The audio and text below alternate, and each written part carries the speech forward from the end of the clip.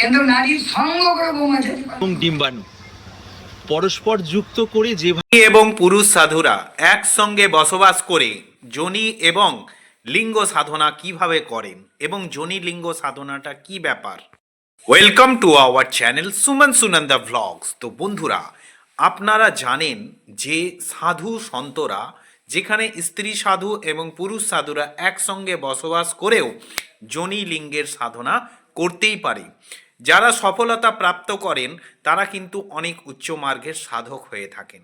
তো বিষয়টা যেখানে যোনি এবং লিঙ্গের সাধনা, তো যোনি লিঙ্গের সাধনা কিভাবে হয়ে থাকে, কেনই বা করা হয়ে থাকে, কিভাবে করা হয়ে থাকে, সেগুলো আমি আজকে এই ভিডিওতে ডিটেলসে বলবো।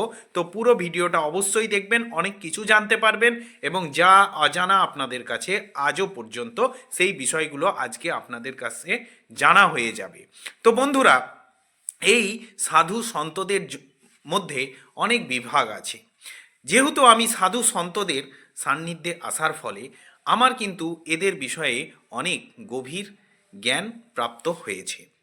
যেহেতু সাধু সন্তরা আমাকে অনেক তাদের গোপন তথ্য বলেছে, সেইগুলোই আমি এই ভিডিওতে বলে থাকি বন্ধুরা। তো বন্ধুরা, যে বিষয়টা, যে সাধু সন্তরা দেখবেন একই আশ্রমে সাধু এবং মহিলা সাধুরা একসঙ্গে বসবাস করেন।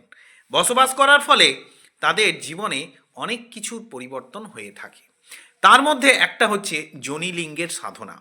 এই বিষয়টা অনেক বন্ধুরা কমেন্ট বক্সে জানার জন্য আগ্রহ দেখিয়েছেন এবং কমেন্টে জানিয়েছেন যে এই বিষয়টার ব্যাপারে আপনি একবার বলুন। ঠিক আছে, সেই জন্যই আমি এই ভিডিওটা বিশেষভাবে তাদের জন্যই বানাচ্ছি।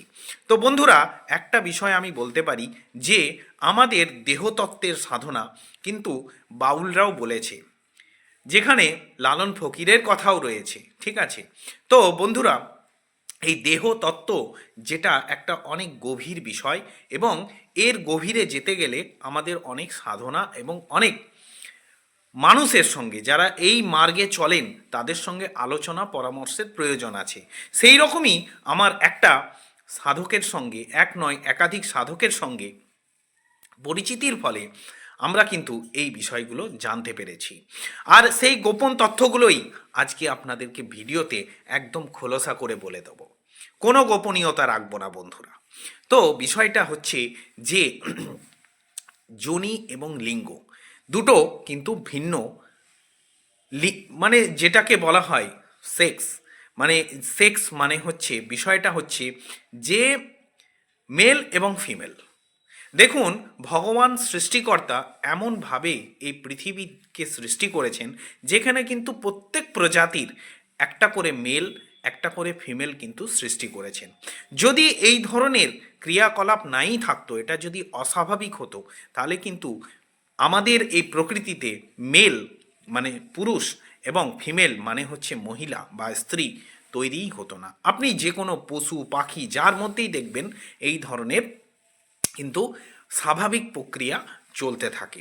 তার মধ্যে বন্ধুরা, যে বিষয়টা আজকে খুবই ইম্পর্টেন্ট সেটা হচ্ছে সাধু সন্তদের মধ্যে যোনি এবং লিঙ্গের সাধনা। তো বন্ধুরা, আপনারা দেখবেন আজকালকার দিনে, যে আগেকার দিনে আপনারা শুনে থাকবেন যে এই জ্যোতি প্রাপ্তির ফলে তার গর্ভধারণ হয়েছিল, কিন্তু বর্তমান সময়ে এই ধরনের কথাগুলো আমরা শুনতে পাই না। তাই তো, কেন শুনতে পাই না সেটাও তো একটা প্রশ্ন। আপনাদের যেমন শুনতে পেতেন একটা উত্তর ছিল, কেন এখন শুনতে পান না তার তো একটা সমাধান আছে, তার তো একটা কোশ্চেনের উত্তর আপনারা এই ভিডিওতেই পাবেন। তো ভিডিওটা দেখুন বন্ধুরা, আর শুনুন, অবশ্যই জানতে পারবেন। দেখুন, যোনি এবং লিঙ্গ দুটো ভিন্ন, অপোজিট। যেমন একটা চুম্বকের নর্থ মেরু থাকে, একটা সাউথ মেরু থাকে, মানে উত্তর দিশা এবং দক্ষিণ দিশা। তো অপোজিট, সেই রকম পুরুষ এবং স্ত্রী দুটো অপোজিট, অপোজিট একদম। তাদের বডি স্ট্রাকচার বলুন, আজকে গরুদেরই বলুন, আর পশু পাখিদেরই বলুন, আর মানুষের মধ্যেই বলুন। ঠিক আছে, তো যেখানে সাধিকারা তপস্যা করেন, সত্যিই কি তাদের মধ্যে যোনি এবং লিঙ্গের সাধনার মধ্যে কি গূঢ় তত্ত্ব রয়েছে, কি রহস্য লুকিয়ে রয়েছে। তো বন্ধুরা, একটা বিষয় আপনাদেরকে বলি, যে আমরা যারা পুরুষ বা স্ত্রী মনে করি, এটা কিন্তু একটা পুরাণ অনুসারেই বলুন আর এটা সাধকদের মার্গেরই কথা বলুন, হ্যাঁ, যে আত্মার কিন্তু কোনোভাবেই লিঙ্গ ধারণ হয় না। আত্মা কিন্তু না পুরুষ না স্ত্রী, ঠিক আছে? যেই জন্য আমরা পরমাত্মাকে না পুরুষ মনে করি না স্ত্রী মনে করি। তার মধ্যে কিন্তু কোনো পুরুষ সত্তাও নাই, কোনো স্ত্রী সত্তাও নাই, ঠিক আছে? তো একজন সাধন মার্গে যখন থাকেন, সাধনা করেন, ঠিক আছে, তখন তার সবথেকে মানে মেন অনুভূতি হচ্ছে যে আমি না পুরুষ না স্ত্রী, আমি আত্মিক শরীরে নিজেকে যদি ধরতে পারি, নিজেকে যদি আত্মিক শরীরের মধ্যে আমি যদি কন্ট্রোল করতে পারি, তাহলে না পুরুষের প্রতি মহিলাদের আকর্ষণ হবে, না স্ত্রীর প্রতি পুরুষদের আকর্ষণ হবে। কোনোভাবেই কেউ কারো প্রতি আকৃষ্ট হবেন না। তো এইখানেই বিষয়টা লুকিয়ে আছে অনেক গভীর তত্ত্ব, যে যোনি লিঙ্গের সাধনা। যোনি লিঙ্গের মানে কি, যে এই স্ত্রীদেরকে দেখে পুরুষরা যেরকম আকৃষ্ট হন বা পুরুষদেরকে দেখে স্ত্রীরা যেরকম আকৃষ্ট হন, সেই আকর্ষণ জিনিসটা থেকে বেরিয়ে যখন সাধন মার্গের উচ্চ পর্যায়ে যে যেতে পারবে, সেই কিন্তু একটা উচ্চ মার্গের সাধক হতে পারবে। এবং উচ্চ মার্গের সাধক হওয়ার জন্য গভীর তপস্যার প্রয়োজন। এমনি সেমনি কেউ গভীর তপস্যার সাধন করতে পারেন না। আজকে দেখা যায় আমাদের ভারতবর্ষ তথা পৃথিবীর বুকে অনেক মুনি ঋষিরা রয়েছেন যারা তপস্যা করছেন, কিন্তু দেহ ভানের মধ্যে দিয়েই তপস্যা করছেন, তাই তারা উচ্চ মার্গে পৌঁছাতে পারেন না। হয়তো অনেকে রাজনীতি করছেন, অনেকে আশ্রম চালাচ্ছেন, অনেক টাকার মালিক হয়ে গেছেন, কিন্তু সাধনা একটা আলাদা জিনিস, পয়সা সম্পত্তি রাজনীতি একটা আলাদা জিনিস, যেখানে কিন্তু ঈশ্বর প্রাপ্তি নেই।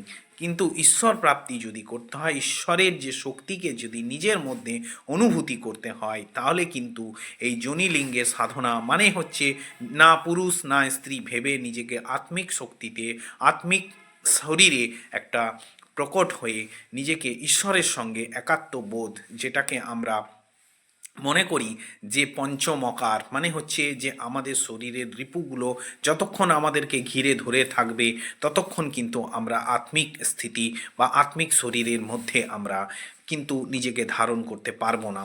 আর না পারার জন্য কিন্তু আমাদের স্থিতি নিচের দিকে টেনে নিয়ে আসবে। যেমন কোনো আইজাক নিউটনের কথা বলি, বিজ্ঞানী, যে কিন্তু মাধ্যাকর্ষণ শক্তি মানে হচ্ছে প্রত্যেকটা জিনিসকে পৃথিবী তার নিজের কেন্দ্রের দিকে আকর্ষণ করে, সেই রকম কিন্তু আত্মিক শক্তি যতক্ষণ না আপনার প্রকট হচ্ছে ততক্ষণ কিন্তু আপনার এই পঞ্চমকার মানে হচ্ছে এই যে রিপুগুলো আপনাকে ঘিরে ধরবে, নিচের দিকে নামানোর চেষ্টা করবে। এটাই কিন্তু একটা স্বাভাবিক প্রক্রিয়া।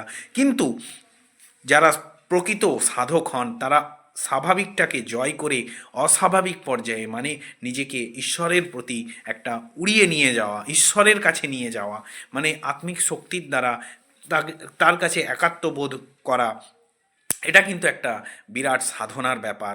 এটা কিন্তু যে সে ব্যাপার নয়, যে কেউ করতে পারবে না, আমি চাইলেও করতে পারবো না, আপনি চাইলেও করতে পারবেন না। এই স্থিতিটা একটা যোগার মাধ্যমে, যোগা মানে অনেকে শারীরিক ব্যায়াম মনে করেন, ব্যায়ামটা নয়, এটা হচ্ছে একটা ঈশ্বরের সঙ্গে নিজের আত্মিক শক্তির একটা কানেকশান। সেই কানেকশান আপনি যতদিন প্র্যাকটিস করবেন, যত উন্নত হবে, তত কিন্তু আপনি ঈশ্বরের সঙ্গে একাত্মবোধ হতে পারবেন। এটাই কিন্তু যোনিলিঙ্গের সাধনা। যেই যা বলুক বন্ধুরা, আজকে কলিযুগে অনেকে অনেক রকম এটার ব্যাখ্যা করে থাকবেন, কিন্তু বাস্তব এটাই। যেহেতু আমি প্রকৃত সাধকের সঙ্গে সান্নিধ্যে থাকার ফলে তাদের কাছ থেকে আমি জানতে পেরেছি, সেটাই আমি আজকের ভিডিওতে আপনাদেরকে বললাম। আশা করি ভিডিওটা আপনাদের ভালো লেগেছে।